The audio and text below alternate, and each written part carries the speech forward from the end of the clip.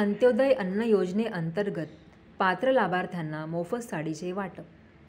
आज दिनांक 7 मार्च 2024 रोजी बुलढाणा शहरातील तहसील कार्यालय येथे अन्न नागरी पुरवठा व ग्राहक संरक्षण विभाग महाराष्ट्र शासनाच्या अंत्योदय व अन्न योजनेअंतर्गत लाभार्थी कुटुंबातील महिलांना संजय गायकवाड यांच्या शुभ हस्ते मोफत साडीचे वाटप करण्यात आले.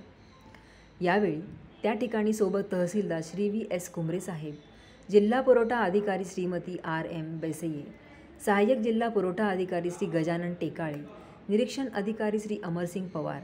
यावेळी त्या ठिकाणी शिवसेना युवा सेनाचे पदाधिकारी तसेच लाभार्थी महिला जास्तीत जास्त संख्येने उपस्थित होत्या.